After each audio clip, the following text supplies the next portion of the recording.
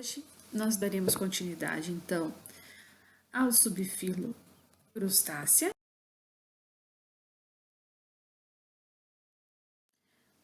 Na aula anterior, então, eu mostrei para vocês que os crustáceos são um grupo extremamente diverso com relação à morfologia. Então, nós temos crustáceos que vivem fixos, como por exemplo as tracas. Nós temos microcrustáceos, né, que fazem parte do plâncton.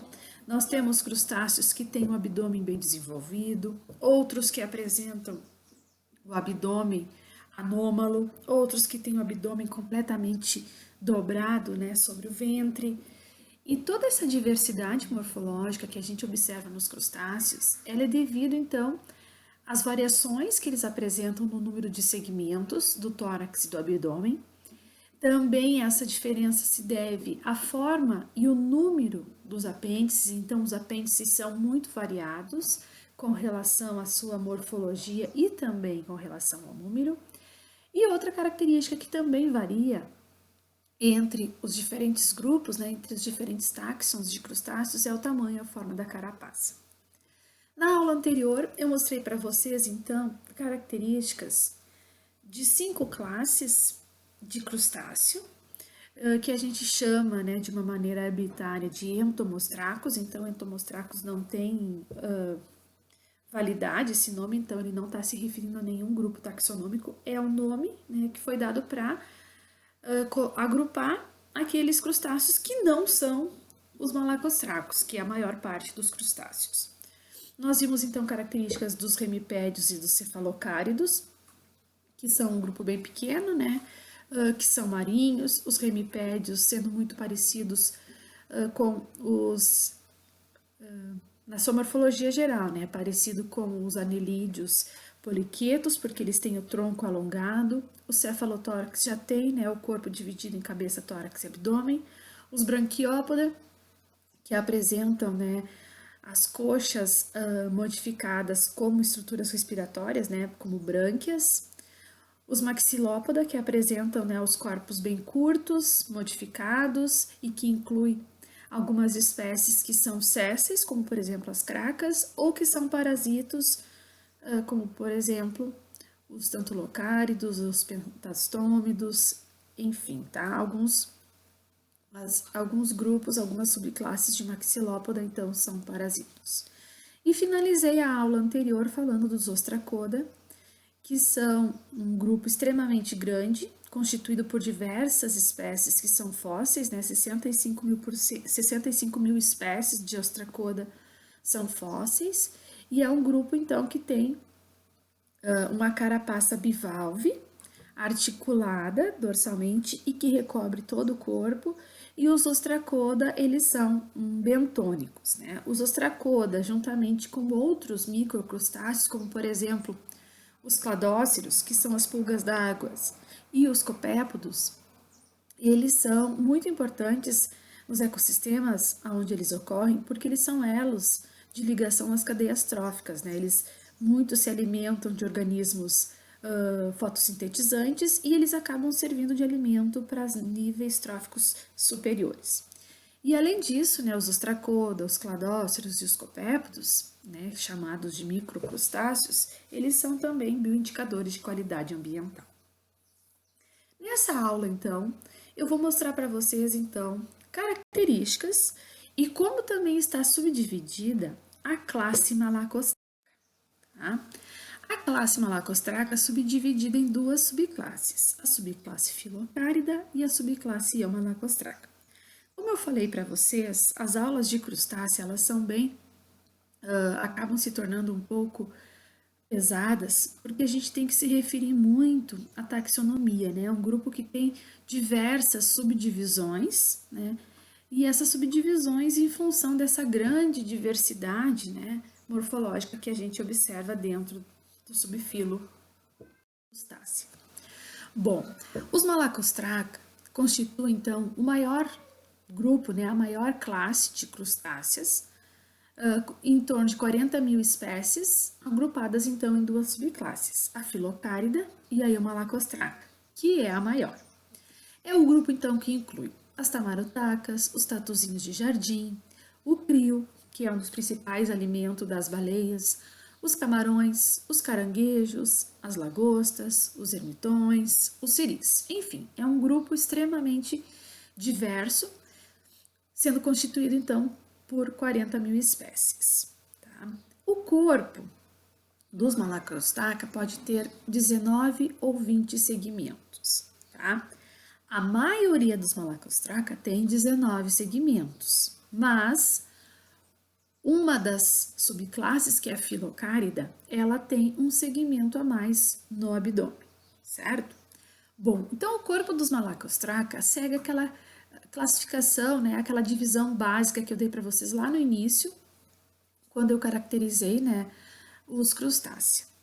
Então, eles têm 5 segmentos cefálicos, 8 segmentos torácicos e a maioria dos Malacostraca, né, que são os Eumalacostraca, tem 6 segmentos abdominais. Os Filocárida, eles vão ter um segmento a mais, então 7 segmentos abdominais. Nos Malacostraca na maioria deles, ocorre a fusão de 1 a 3 segmentos torácicos com a cabeça.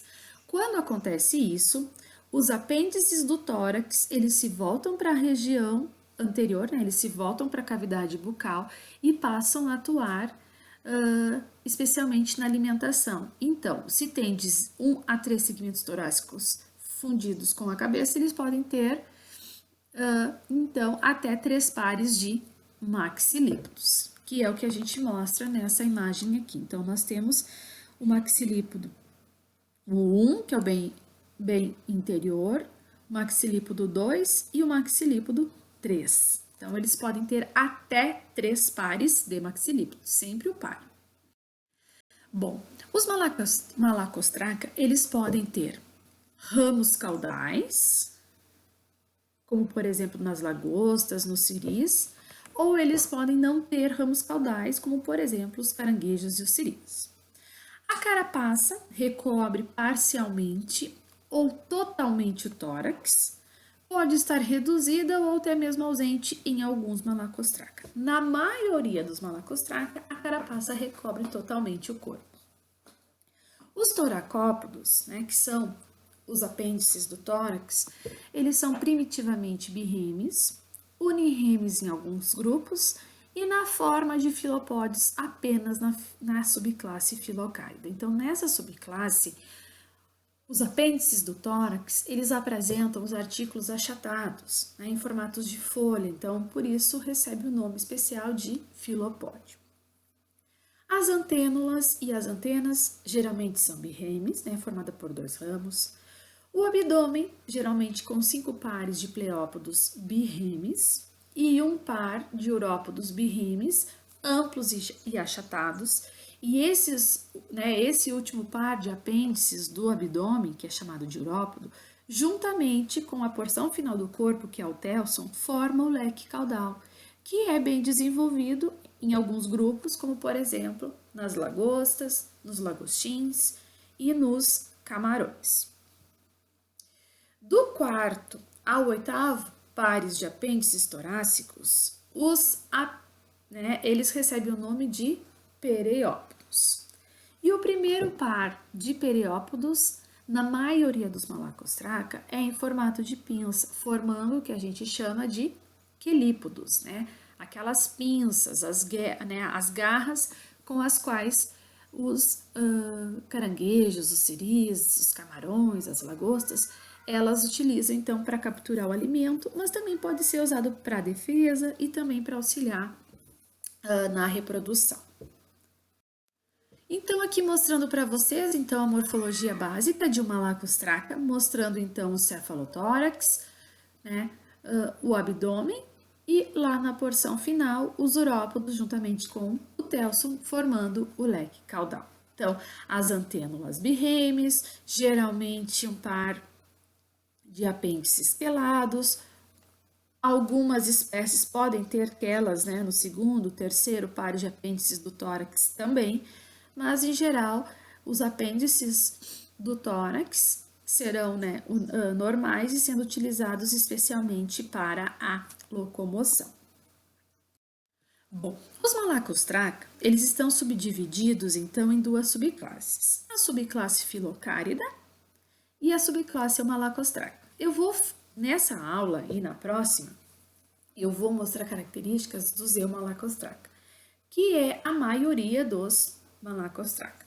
Os Filocárida, eles são um grupo pequeno, eles apresentam então 5 segmentos cefálicos, mais 8 torácicos, e eles têm um segmento abdominal a mais, né? Em vez de ter 6, eles têm 7. E os apêndices do tórax são do tipo filopódio, ou seja, eles são achatados, né? Os artículos são bem mais amplos, né? São mais desenvolvidos e podem atuar também como estruturas respiratórias. Isso nos filocáridos. O Eumalacostraca subdividido em 4 superordens. A superordem Hoplocárida, a superordem Sincárida, a superordem Peracárida e nós vamos finalizar falando da superordem Eucárida, que inclui 3 ordens: os Eufausiácea, os Anfionidácea e os Decápoda. Tá? Como eu falei para vocês, infelizmente, né, nós não conseguimos fugir da taxonomia, né, desses grupos taxonômicos nos crustáceos, em função deles serem um grupo extremamente diverso morfologicamente, então ter diversas subdivisões, né, então diversos grupos taxonômicos. Os Eumalacostraca, né, eles são a maioria dos Malacostraca. Eles então têm a característica básica da classe, que são 5 segmentos cefálicos, mais 8 segmentos torácicos e 6 segmentos abdominais. Então, nessa imagem aqui, vocês veem, então, nitidamente como é a constituição, né, morfológica básica dos Eumalacostraca. E mais o telso. Eles podem ter de 0 a 3 somitos torácicos fundidos com a cabeça, então eles vão ter de 0 a 3 pares de maxilípodos. As antênulas e as antenas primitivamente birremes, então aqui a gente consegue ver, né, os 2 ramos. As antenas frequentemente com exopodito em forma de lâmina ou escama, então aqui nós temos, né, esse apêndice esse artículo, desculpa, né, mais desenvolvido. A cabeça é bem desenvolvida, sendo reduzida secundariamente em alguns peracáridos, né? Alguns crustáceos que incluem, como por exemplo, né, os tatuzinhos de jardim, que são peracáridos. Bom, dentro da subclasse Eumalacostraca, nós temos então a superordem Hoplocárida, ordem estomatópoda. Tá? Esse é um grupo, pessoal, eles são extremamente bonitos, eles são crustáceos grandes, podendo, né, ter aí, às vezes, 10, 15 centímetros de comprimento. A ordem estomatópoda, ela inclui as conhecidas tamarutacas ou tamburutacas. Elas não são tão conhecidas aqui no sul do Brasil, mas lá no norte, no nordeste, elas são bem conhecidas. Elas têm o segundo par de antenas trireme, então além dos 2 ramos tem um a mais. O abdômen é bem espesso, bem robusto, então é bem desenvolvido o abdômen nas tamarutacas. A carapaça é curta, recobrindo apenas os 4 primeiros segmentos torácicos, os outros ficam então descobertos pela carapaça. Lembre que o tórax tem 8 segmentos, então 4, né, a cabeça e os 4 primeiros segmentos do tórax coberto pela carapaça e os outros 4 então descobertos. O segundo toracópodo, ele forma uma subquela bem desenvolvida e é característica do grupo. Então, é uma falsa quela, né? Ela fica com o dátilo dobrado sobre o própodo, não chegando a formar uma pinça. Então, a gente chama de subquela, né? Uma perna raptorial, tá? Que eles usam muitas vezes para capturar o alimento, mas especialmente para defesa. Os 5 primeiros toracópodos são raptoriais, então tem essa, né, o segundo par, que é bem desenvolvido, e os outros também são raptoriais, então também tem essa subquela, certo? Uma característica bem importante dos estamatópodos é que eles são dos poucos crustáceos em que as brânquias vão estar associadas aos apêndices do abdômen, tá? Então, os pliópodos, que são os apêndices do abdômen, birremes, com brânquias nos exopoditos. Então, o exopodito é um ramo, né, uma expansão que se desenvolve a partir das brânquias, e por isso, então, os malacostracos, né, os eumalacostracos da ordem estomatópoda, né, as tamarotacas, são um dos únicos grupos de crustáceos, né, assim como os isópodos, que são os tatuzinhos de jardim, que apresentam estruturas respiratórias no abdômen. Tá? Os demais, as brânquias estão associadas aos apêndices do tórax. Então, ordem estomatópoda, crustáceos grandes, chamados de tamarotacas ou tamburotacas, com segundo par de antenas terreme, carapaça curta, recobrindo somente os 4 primeiros segmentos torácicos, e os toracópodos são raptoriais, né, formando subquelas, e uma característica bem importante dos estamatópodos, brânquias associadas aos apêndices do abdômen. Bom, os estamatópodos, eles vivem em fendas, geralmente, né, em fendas de rochas ou sobre os corais, em buracos escavados no fundo do mar, e eles são muito territorialistas, então eles defendem território, eles são exímios predadores, eles se alimentam de peixes, de caranguejos, de camarões e de moluscos, tá?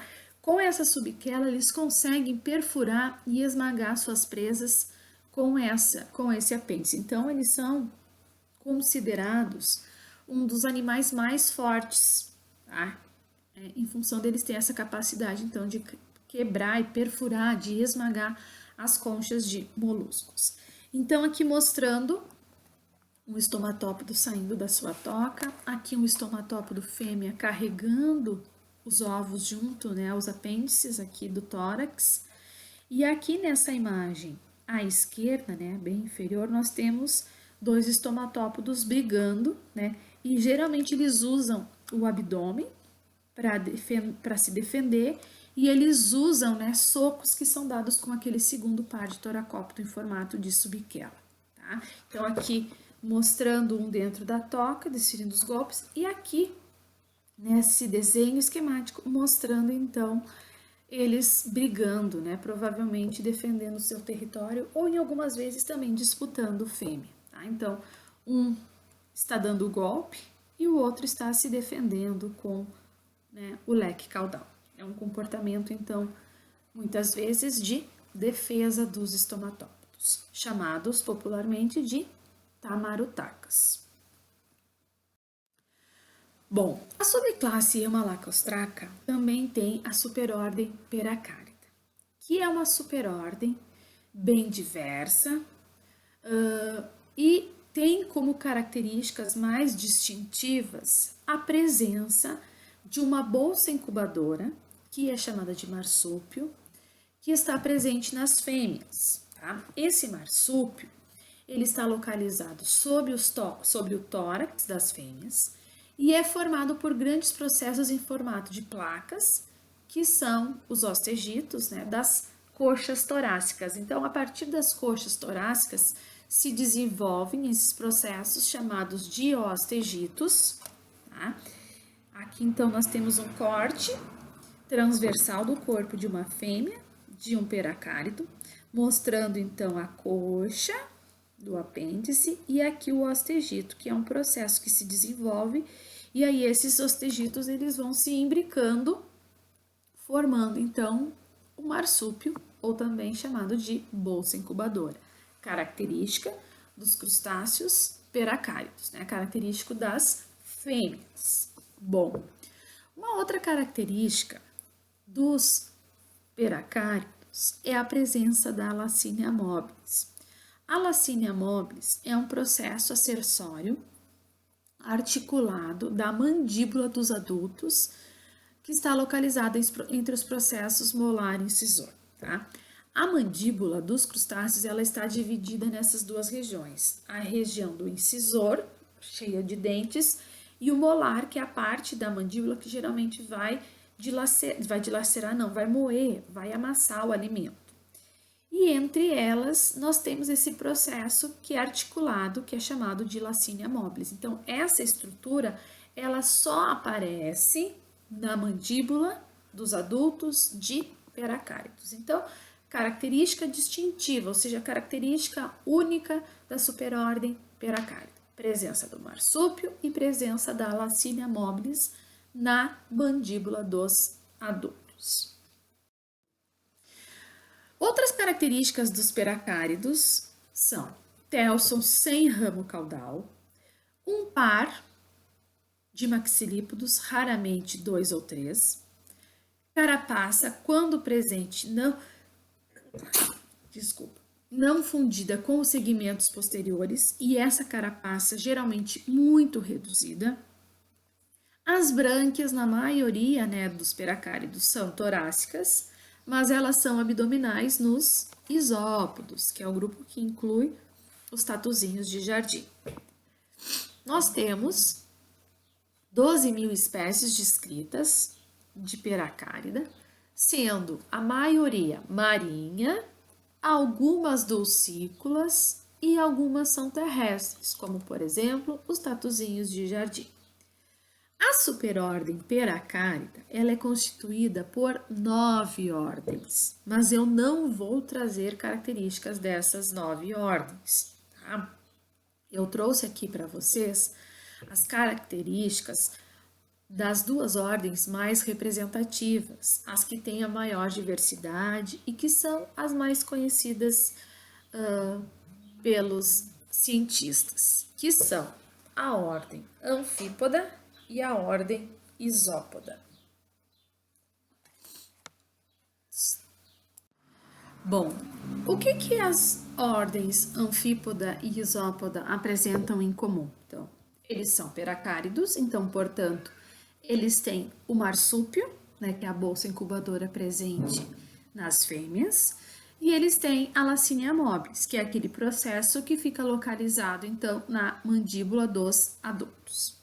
Além disso, anfípoda e isópoda não possuem carapaça, têm olhos compostos sésseis, ou seja, os olhos bem rentes, ao corpo, à cabeça, um par de maxilípodos, 7 pares de periópodos. Por que 7 pares? Se eles têm 8 segmentos no tórax, porque um par de segmentos do tórax se funde com a cabeça, então esse par de apêndices passa a se chamar maxilípodo. Então tem um par de maxilípodos e 7 pares de periópodos.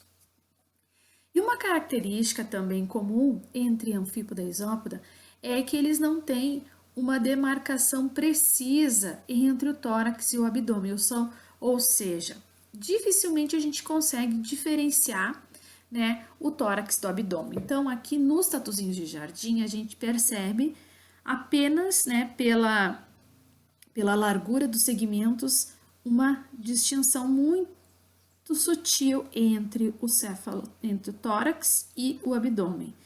E nos anfípoda, praticamente todo o corpo é constituído por abdômen. O cefalotórax, ele é bem pequenininho. Bom, a ordem anfípoda, ela é caracterizada, então, por espécies que são, basicamente, a maioria são marinhas, com alguns grupos conseguiram, então, invadir o ambiente do ciclo. Não temos anfípodas, então, terrestres, apenas com exceção da família Thalitridae, que tem representantes terrestres. A maioria, então, dos anfípodas são aquáticos. O corpo é achatado lateralmente, e composto por cabeça, o tórax e o abdômen. O abdômen dividido em urossomo e pleossomo. Então, a cabeça, o tórax, aqui, esses pontinhos, né, branco com pontinhos cinzas, e o abdômen subdividido em urossomo e pleossomo. O primeiro e o segundo par de periópodos são modificados em quela ou subquela e nos anfípodos são chamados de gnatópodos. Tá? Eles apresentam brânquias torácicas. Então, ordem anfípoda, a maioria aquático, a maioria marinhos, alguns na água doce, como por exemplo o gênero Hialela, que é o gênero que eu venho estudando, né, há aproximadamente 10 anos. E os anfípodas, eles têm então os dois primeiros pares de periópodos modificados em subquela, sendo chamados de gnatópodos, e apresentam brânquias no tórax. Já a ordem isópoda inclui então aqueles peracáridos que têm o corpo achatado dorsoventralmente. Tá? São um grupo constituído por 4.000 espécies marinhas, dulcícolas, algumas espécies terrestres, como por exemplo os tatuzinhos de jardim, e algumas espécies que são parasitos, né? Especialmente de peixes. Tá? Então aqui eu trouxe para vocês uma imagem de um isópodo ectoparasita de brânquias de peixes. Então aqui foi retirado o opérculo, que cobre as brânquias dos peixes, mostrando então um isópodo parasita. Inclui então os crustáceos terrestres muito bem-sucedidos na conquista do ambiente terrestre, que são os tatuzinhos de jardim. E uma característica dos isópodos, então, é que eles apresentam pleópodos abdominais modificados como brânquias. Então, os isópodos, juntamente com os estomatópodos, né, que é o grupo das tamarutacas, são os únicos crustáceos que possuem brânquias associadas aos apêndices do abdômen. Todos os demais crustáceos, as brânquias surgem como modificações dos apêndices torácicos. Então, no tatuzinho de jardim, as estruturas respiratórias estão localizadas no abdômen. Bom, quais são as adaptações dos isópodos para a vida no ambiente terrestre? Então, os isópodos são grupos de crustáceos peracáridos que têm representantes no ambiente marinho, de água doce e conseguiram conquistar com grande sucesso o ambiente terrestre, né? Que são os conhecidos tatuzinhos de jardim. São crustáceos que têm hábito noturno, vivem em ambientes úmidos ou geralmente embaixo de pedras, troncos, sobre a vegetação, né, rasteira, então sempre em ambientes úmidos. Eles possuem a capacidade de se enrolar. Essa capacidade de se enrolar é para manter uma certa umidade, para favorecer então as trocas gasosas e além disso, né, evitar a desidratação. Além disso, estes crustáceos isópodos, eles conseguem repor, né, a água perdida por evaporação através de alimentos ou através de um sistema de capilaridade, ou seja, através das patinhas que tocam o substrato, eles conseguem, às vezes, por capilaridade, absorver a pouca umidade que tem no ambiente. Eles têm os pulmões pleopodais no abdômen. Então, essas estruturas respiratórias localizadas no abdômen dos tatuzinhos de jardim vão estar ricamente vascularizadas, funcionando então para as trocas gasosas no ambiente terrestre. Então, trocas gasosas, né, no ar. Tá? Então, as estruturas, né, os apêndices abdominais modificados em pulmões pleopodais, que é o que a gente observa nessa imagem do tatuzinho aqui. Ele está em vista ventral, mostrando então os pulmões pleopodais. E obviamente que o sistema reprodutivo, né, que é a presença do marsúpio das fêmeas, também acaba funcionando como uma câmara incubadora e que vai manter sempre, né, os embriões bem oxigenados, vão mantê-los também úmidos, tá? Então vai formar uma bolsa protetora que vai então evitar a perda de água e a desidratação e a dessecação dos ovos que ficam ali dentro dessa bolsa incubadora nas fêmeas, certo? Então, essas são as características que eu tinha para mostrar para vocês, então, dos dois grupos, né, das duas ordens de crustáceos da superordem Peracárida. A ordem Anfípoda, que são peracáridos com corpos achatados lateralmente, e os apêndices torácicos modificados para estruturas como estruturas respiratórias. E a ordem Isópoda, peracáridos achatados dorso-ventralmente e que os apêndices do abdômen que estão modificados como estruturas respiratórias. E dentro dos isópodos nós temos os tatuzinhos de jardim, que são os crustáceos, né, isópodos, peracáridos isópodos, né, que conseguiram ter um grande sucesso na conquista do ambiente terrestre. E para finalizar a aula de hoje, vou falar para vocês, né, começar a falar da superordem Eucárida, que é a maior, que é uma grande, né, ordem dentro do Zeumalacostraca. São crustáceos, então, que têm a carapaça fundida com todos os segmentos da cabeça e tórax, então formando o cefalotórax. O telson pode ou não ter ramos caudais. Eles têm de 0 a 3 pares de maxilípodos, brânquias sempre na região torácica e os eucáridos divididos em 3 ordens: os Eufausiácea, Anfionidácea e Decápoda. Aqui nós vamos frisar, né, nós vamos dar um pouquinho mais de atenção aos Decápoda, que são os crustáceos, que incluem então os camarões, as lagostas, os siris, os caranguejos, tá? Mas antes da gente, né, se dedicar aos Decápoda, eu vou falar um pouquinho então da ordem Eufausiácea. A ordem Eufausiácea inclui os crustáceos, né, da superordem Eucárida, conhecidos como crio, tá? Eles lembram muito um camarão e eles são extremamente importantes nos ecossistemas marinhos, né? Porque eles são considerados um dos principais alimentos das baleias. Tá? Os Eufausiácea, eles têm uma carapaça grande e unida aos 8 somitos do tórax, então ela recobre todo o segmento do tórax, tá? E os Eufausiácea, eles diferem dos demais eucáridos pela ausência de maxilípodos e por possuírem brânquias expostas e não recobertas totalmente pela carapaça e por ter periópodos birrêmides, tá? Então, quando a gente olha um crio, né, um Eufausiácea, a gente percebe que eles são parecidos com os camarões, mas o que eles apresentam de diferente, né, para os camarões que são da ordem Decápoda?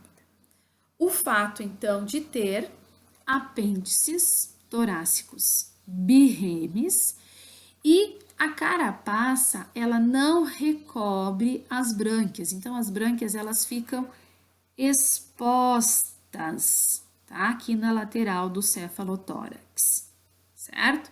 Então, não tem maxilípodo, apêndices torácicos birremes e, além disso, as brânquias são expostas, tá? O crio, então, é um animalzinho pequeno e que geralmente eles formam, né, grandes grupos, né? E que são considerados o principal alimento de diversas espécies de baleias, certo? Era isso que eu tinha para colocar e na próxima aula, então, nós vamos focar na ordem Decápoda, que é, né, a maior ordem da subclasse Eumalacostraca.